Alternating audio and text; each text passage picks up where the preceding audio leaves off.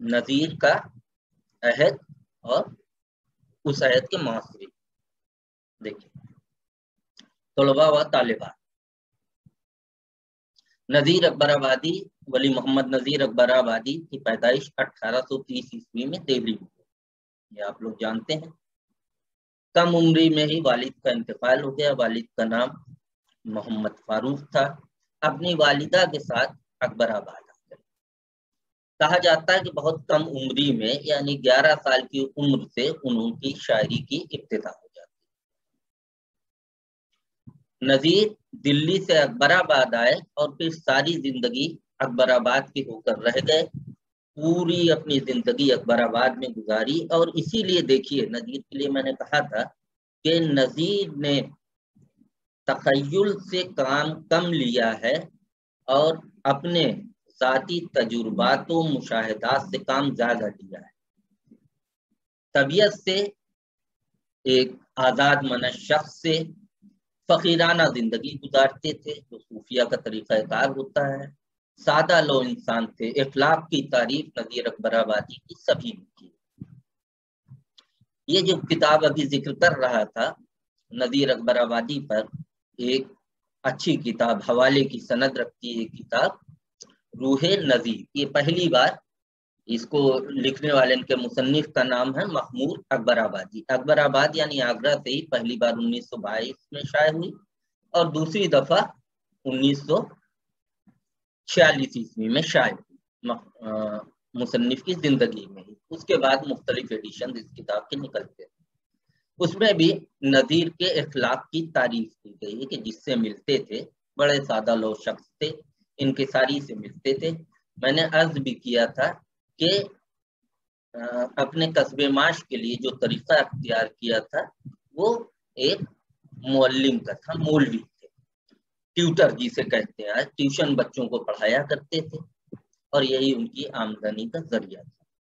اس وقت ایک لالا تھے انہی کے پڑوس کے، ان کے گھر پہ بچوں کو پڑھاتے تھے، قائد تھے اور وہاں سے ان کو پیسہ ملتا تھا. ان کی بھی عزت حالانکہ بہت تھی اور اس کے ذریعے وہ اپنی زندگی چلاتے تھے. زیادہ مال و دولت کی ہوس ان کو کبھی نہیں ہوئی. اس کی سب سے بڑی مثال یہ ہے کہ نذیر اکبر آبادی کو لکھنؤ سے ایک طرح سے آپ کہتے ہیں انویٹیشن آیا کہ وہ لکھنؤ میں آ جائے اور یہاں شاعری کریں. یہ بڑا اچھا موقع تھا نذیر اکبر آبادی کے لیے کہ لکھنؤ میں معاشی اعتبار سے بھی وہاں پر دولت کی فراوانی تھی، خود مختار حکومت تھی، شعر و شاعری کا چرچا کافی زیادہ تھا. تو نذیر آ جاتے تو بہرحال ان کو انعام و اکرام کے ساتھ ساتھ داد و دہیج بھی اس زمانے میں زیادہ ملتی. مگر نذیر نے کسی طرح کا سمجھوتا نہیں کیا. یہ ان کے طبیعت کے لیے گرا تھا. پھر آزاد نہ رہ پاتے، دربار سے ٹوٹ جاتے.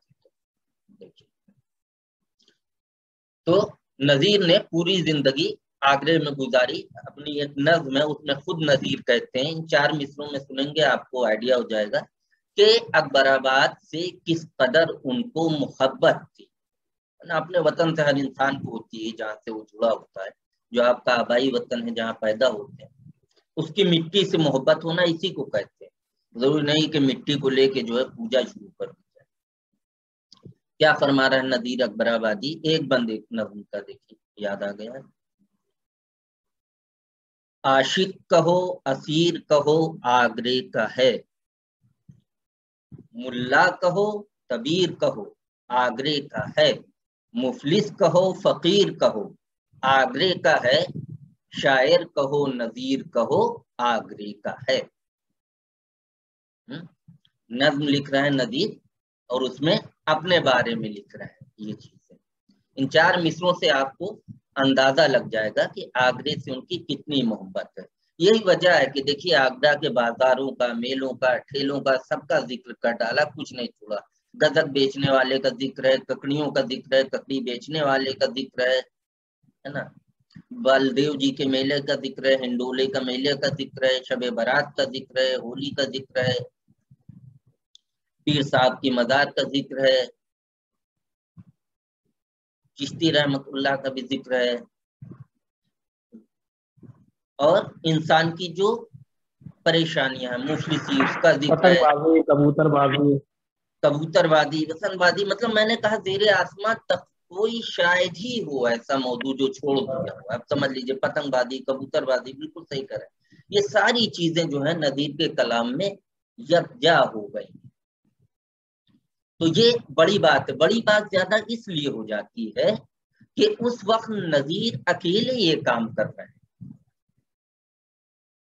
आज हमारे सामने नमूने हैं हर तरह की शायरी, इसलिए नजीर को हम नज्म निगारी का भी और नज्म जदीद का भी, और ये मेरी अपनी जाती राय है बिल्कुल, कि नज्म जदीद की इब्तिदा नजीर अकबराबादी से हो जाती। अंजुमन पंजाब लाहौर के तहत मौलाना अल्ताफ हुसैन हाली और मोहम्मद हुसैन आजाद, ये जो दागबेल नजीर अकबराबादी ने डाल दी थी, इसको और मुस्तहकम करते हैं, इस रवायत को आगे बढ़ाते हैं। मगर मुजिद नहीं है, मुजिद है नजीर अकबराबादी। चाहे वो मौजूआत की बात हो, चाहे हैयत की बात हो, सारे तजुर्बे, सारे इज्तिहादात नजीर कर चुके हैं। ठीक है, ये अलग बात है कि बाद मर्तबा उन्होंने अवाम की जुबान को अख्तियार किया है, तो इस तरह से कर लिया है कि अवाम में वो चीजें जो आम बेतकल्लुफ गुफ्तगू में बोल दी जाती हैं, मगर एक शाइस्ता या सुस्ता जुबान के तहत या एक कायदे की महफिल है, वहां पर मायूब समझी जाती है। नजीर ने इस्तेमाल किया कमीना का लफ्ज, तड़ाक फड़ाक थप्पड़ धप्पड़, ये सब बड़े आसानी से नजीर ने कर लिया इस्तेमाल। तो ठीक है, ये थोड़ी सी कमी है, बाज़ जगह अखर जाती है, इसकी ज्यादा हो जाती है तादाद। तो ये हर शायर के साथ है, और तनकीद का मामला ही ये होता है कि जब भी किसी के बारे में आप नजरिया कायम करेंगे, तो तनकीद का मतलब ये नहीं कि सारी तारीफें उठा के कर दिया झूठी सच्ची। तनकीद यही है कि आप उसके कलाम का ईमानदारी से जायजा खान खटक करेंगे, और जो चीजें अच्छी हैं उनको एक तरफ करेंगे, जो मायब हैं या कमियां हैं उनको एक तरफ कर देंगे।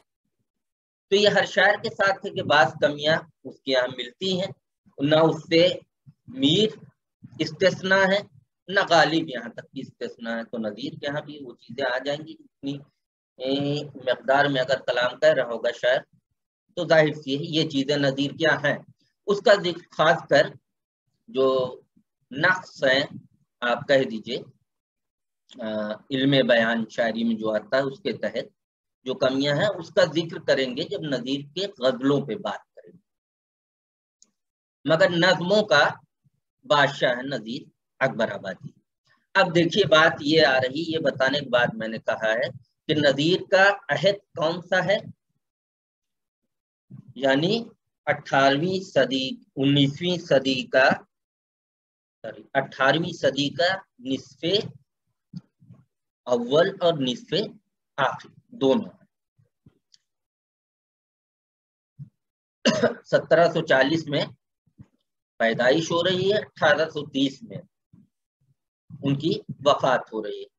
अब ये अहद कौन सा है, देखिए मीर तकी मीर की पैदाइश 1725 ईस्वी मानी जाती है, सौदा उसी अहद के हैं, सोर्स उसी अहद के हैं, है ना, दर तकरीबन उसी अहद के हैं।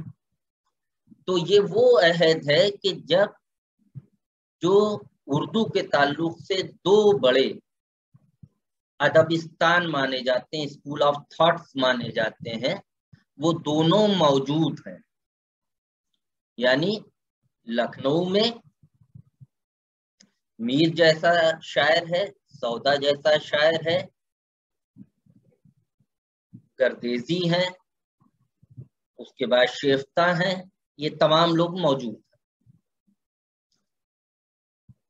अब दूसरी तरफ चले आइए, लखनऊ दबिस्तान, अवध का जो दबिस्तान है जिसका मरकज लखनऊ है, वो भी अपने शबाब की तरफ पहुंच चुका है, तकरीबन उनफाने शबाब से शबाब की तरफ।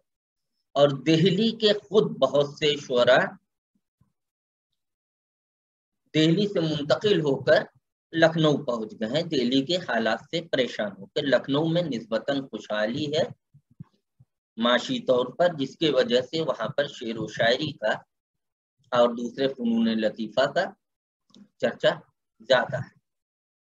اب اس وقت لکھنؤ میں کون کون سے شعراء ہیں؟ اہم شعراء کا ذکر کرتا ہوں جو لکھنؤ دبستان کے نمائندہ شعراء بھی کہے جاتے ہیں۔ سید انشا لکھنوی بھی جنہیں کہا جاتا ہے، 1752 عیسوی میں ان کی پیدائش ہو رہی ہے۔ اچھا، آپ لوگوں کا بی اے 4 سیمسٹر کا کیونکہ یہ پیپر ہے تو سب کے بارے میں ڈیٹیل میں نہیں پڑھنا ہے، متحمل نہیں ہوگا یہ کورس آپ لوگوں کے لیے اتنا۔ تو اس میں آپ لوگوں کو نام بتائے دے رہا ہوں، چند جو اہم شاعر ہوں گے ان کا مختصر تعارف بھی پیش کروں گا۔ تو ایک شاعر نام لیا میں نے، سید انشا، ان کی پیدائش 1752 عیسوی میں فیض آباد میں۔ دارالسلطنت 1775 عیسوی میں آصف الدولہ نے فیض آباد سے لکھنؤ کو کر دیا اودھ کا، یہ بھی لکھنؤ چلے آئے۔ تو انشا کو اس بات پر ایک طرح سے تکبر بھی تھا، اپنے آپ کو خالص لکھنوی کہتے ہے نا۔ دلی والوں سے ان کی خوب چشمک بھی رہی ہے۔ اب دلی والے بھی کون سے دہلی والے؟ جو دلی سے آ کے لکھنؤ میں آباد ہو گئے، اب وہ لکھنؤ میں ہی مقیم تھے، اکثر نے یہیں پر وفات پائی لکھنؤ میں، مگر کیونکہ وہ ایک کچھ پہلے یا بذات خود دہلی سے لکھنؤ آئے تھے، اور انشا کی پیدائش یہیں اودھ میں ہوئی تھی فیض آباد میں، ورنہ انشا کے بھی بزرگ دہلی میں مقیم تھے، دہلی میں رہتے تھے۔ تو اب یہ سمجھ لیجئے کہ جو اہم ترین شعراء مانے جاتے ہیں دبستان لکھنؤ کے، ان میں سے ایک جو نام ہے سید انشا کا، اور جس کی تصانیف نثر میں بھی ہیں نظم میں بھی ہیں، اور بہت ہی ذہین اپنے زمانے کا آدمی ہے، وہ بذات خود اس کے اسلاف دہلی میں تھے مقیم، دہلی سے ہی آئے تھے لکھنؤ، مگر کیونکہ ان کی خود کی پیدائش اودھ میں ہوئی اور لکھنؤ میں پوری زندگی گزری، تو اپنے کو پکا لکھنوی، سچا لکھنوی کہتے ہیں۔ ان کی پیدائش کب ہوئی؟ 1752 عیسوی میں، ٹھیک ہے۔ اسی طرح سے شیخ قلندر بخش جورت، یہ بھی لکھنؤ کا ایک بڑا شاعر، ان کی پیدائش ہو رہی 1748 عیسوی میں۔ اب ہوتا کیا ہے کہ 10 سال 5 سال 10 سال 12 سال 15 سال کے ڈیفرنس میں جو لوگ تخلیق کر رہے ہوتے ہیں کچھ بھی ادب، وہ معاصرین کہلاتے ہیں، اسی عصر کے، زمانہ کیونکہ وہی ہوتا ہے نا۔ تو جس وقت نذیر اکبر آبادی، میں نے کہا کہ 11 سال کی عمر سے کہا جاتا ہے انہوں نے شاعری کر دی تھی، اور جیسے جیسے ان کی شاعری پروان چڑھ رہی تھی، جوان چل رہی تھی، اس وقت دیکھیے کہ لکھنؤ دبستان بھی آباد ہو چکا تھا، اور دہلی میں بھی شعراء تھے مقیم، اور وہاں بھی اچھی خاصی شاعری ہو رہی تھی۔ تو یہ تمام لوگ میر کے، نذیر اکبر آبادی کے ہم عصر کرائیں گے، چاہے وہ میر ہو، چاہے وہ سودا ہو، چاہے وہ پرویزی ہو، چاہے وہ میر سوز ہو، یا لکھنؤ میں سید انشا ہوں، جرت ہوں، مصفی ہوں۔ مصفی کی پیدائش بھی بالکل نذیر کے آس پاس کے ہیں۔ مصفی 1745 سے 47 کے بیچ میں ان کی بھی پیدائش ہو رہی۔ غلام حمدانی مصفی، اور وہ بھی دہلی سے رخت سفر کر چکے ہیں اور لکھنؤ میں آ کے آباد ہو گئے۔ تو اب یوں سمجھ لیجئے کہ اس کے علاوہ اور بہت شعراء ہیں۔ رند ایک بڑا نام ہے اس وقت جو شاعری کر رہا ہے، یہ بھی ہیں، نواب کے خاندان سے تعلق رکھتے تھے۔ رند اپنا تخلص کرتے تھے، اصل نام सैयद मोहम्मद था, दरबार से वाबस्ता। तो मैंने कहा कि खुद उनके वालिद जो है लखनऊ दरबार में बड़े मनसबदार थे, अमीर के ओहदे पर थे और शायरी का उनको शौक था।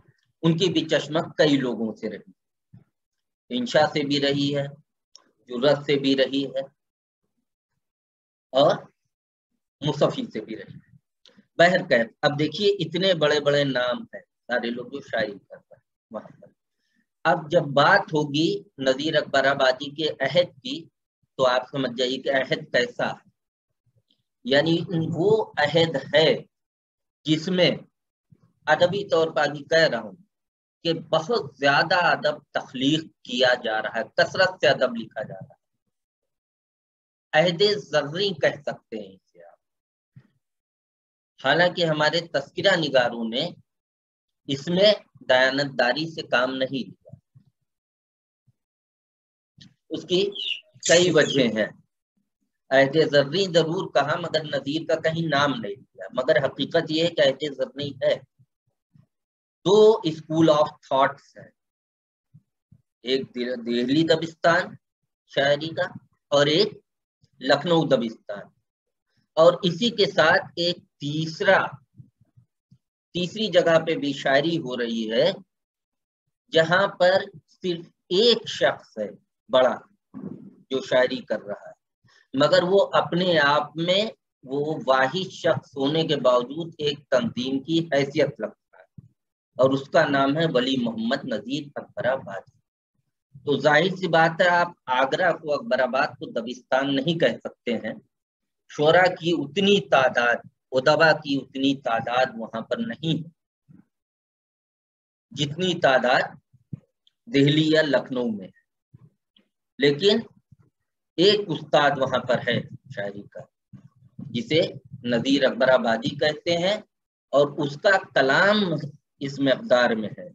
कलाम में इतनी नई जिहतें हैं, कलाम में इतना नयापन है, इतना नुदरत है, उसने पूरी एक नई राह तैयार करी है। ठीक है, एक सिनफे शायरी जो बाद में मकबूलियत में जिसकी इजाफा होता है, उसका मुजिद अगर कहा जाए नज्म का तो गलत नहीं होगा। तो एक ऐसा शायर वाहिद होते हुए भी अपने आप में एक तंजीम की हैसियत रखता है। ठीक है, बात हो गई क्लियर।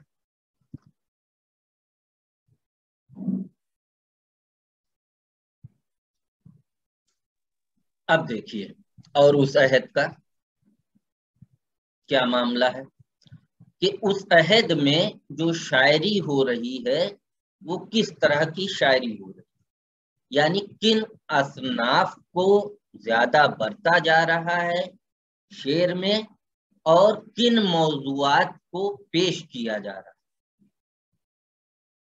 अब इसनाफे शायरी पे जब आप नजर डालेंगे तो गजल हमारी शायरी का इब्तिदा से ही आप देखेंगे, चाहे वो दक्कन हो, दक्कन से पहले भी कर लेते हैं खुसरू का हिंदवी कलाम, जहाँ पर फारसी और हिंदवी शायरी को मिलाकर गजलें कह रहे होते हैं। तो वहीं से अगर शुरुआत कर लीजिए और फिर दक्कन में जो शायरी है और उसके बाद शुमाली हिंदुस्तान की जो शायरी है, गजल हमेशा से मकबूल तरीन सिनफे शायरी रही उर्दू के ताल्लुक से।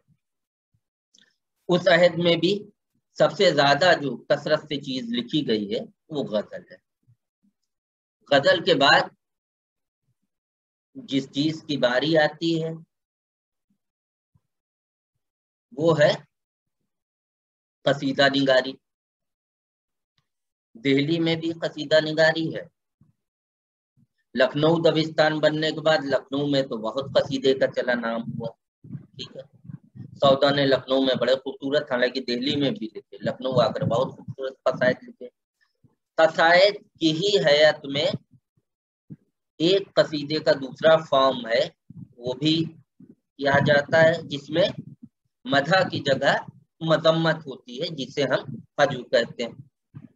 तो गजल कसीदा और उसके बाद मसनवियां, चाहे वो सहरुल बयान हो, गुलजारे नसीम हो, या دہلی میں میر تقی میر نے جو مثنویاں لکھی ہیں وہ دریائے عشق وغیرہ. پھر لکھنؤ میں شوق لکھنوی کی زہر عشق کو. تیسرے نمبر پر مثنوی. اس کے علاوہ مرثیہ بہت ہے. دہلی میں کم لکھے گئے، حالانکہ لکھے گئے. میر تقی میر نے خود مرثیہ لکھا، مرزا محمد رفیع سودا نے لکھا ہے. لیکن لکھنؤ میں مرثیے کو بہت فروغ ملا، اور لکھنؤ کے میں آپ سمجھ لیں کہ انیس و دبیر و دلگیر ضمیر خلیق وغیرہ یہ جتنے بڑے نام ہیں، مونس انس عشق تاشو کلاسیکی مرثیے کے یہ جتنے بڑے استاد ہیں جو میں نام لے رہا ہوں، ان سب کا تعلق لکھنؤ سے. تو چوتھی چیز کیا ہو گئی؟ مرثیے کو بہت فروغ ملا، مرثیے لکھے گئے بڑے شان و شوکت کے ساتھ. اس کے بعد رباعیاں. رباعیوں میں بھی آپ دیکھیں گے انیس کی رباعیاں بہت اچھی ہیں، اخلاقیات کا درس دیا گیا ہے، اثر بہت رکھتی ہیں 4 مصروں. ویسے ہی دبیر نے بھی کثرت سے رباعیاں لکھی. دوسرے جو شعراء ہیں لکھنؤ کے انہوں نے بھی رباعیاں لکھی ہیں. 5ویں چیز رباعی ہوتی ہے. یہ 5 اہم چیزیں. ایک نئی صنف ہے جو دہلی دبستان میں نہیں پائی جاتی تھی، وہ لکھنؤ میں ایک طرح سے اس کی ابتدا بھی ہوئی اور انتہا بھی. اس کے نقوش ملتے ہیں تکن میں، حالانکہ وہ شعوری طور پر نہیں کہی جا رہی، ابھی میں نے اس کا نام نہیں لیا. دہلی دبستان میں وہ صنف شاعری ہے ہی نہیں. اودھ میں اس کی شروعات ہوتی ہے. لکھنؤ میں اسے اتنا فروغ ملتا ہے کہ وہ الگ سے ایک شاعری کی صنف بن جاتی. یعنی لکھنؤ میں ایک طرح سے ابتدا ہوئی اور لکھنؤ میں ہی اس کی انتہا ہو گئی، خاتمہ بھی وہیں ہوتا. اور اس صنف شاعری کو ریختہ کہتے ہیں. ٹھیک ہے، ریختہ سے یہ الگ ہے. یہ خاص کر آپ طالب علموں کے لیے یہ بات ذہن نشین کرا دیں کہ ریختہ اردو شاعری کا قدیم نام. ریختہ کے تمہیں استاد نہیں ہو غالب، کہتے ہیں اگلے زمانے میں کوئی میر بھی تھا. غالب کا شعر ہے نا. اسی طرح سے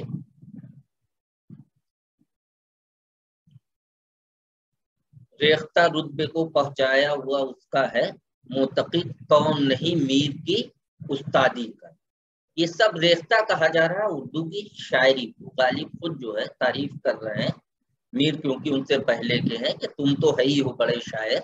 غالب کی اپنی اسٹائل بھی ہے، مگر وہ صرف استاد ایک ہی آدمی کو مانتے تھے، میر تقی میر کو کہتے ہیں اگلے زمانے میں کوئی میر تھا.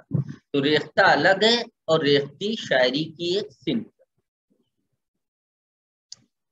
تو اس طرح سے آپ دیکھیں گے کہ یہ 6 نمائندہ اصناف ہیں جن پر اس وقت لکھا جا رہا ہے. اس میں آپ کو نظم دکھائی نہیں دیتی. ایک شخص ہے جو ان دونوں جگہوں سے الگ نظم لکھ رہا ہے. ٹھیک ہے، تو اب نظیر کا عہد دیکھ لیجیے کہ عام طور پر جو ہماری کلاسیکی شعری اصناف ہیں انہی کو سب سے زیادہ لکھا جا رہا ہے. ان میں جو موضوعات پہ اب آ جائیے پیش کیے جا رہے ہیں وہ بھی موضوعات آج بھی غالب حسن و عشقی ہیں، چاہے وہ دہلی ہو چاہے وہ لکھنؤ ہو، چاہے عشق حقیقی ہو چاہے عشق مجازی. فلسفہ کہیں آئے گا تو وہ بھی وحدت الوجود کے تحت آ رہا ہوتا ہے، تصوف کے تحت آ رہا ہوتا ہے.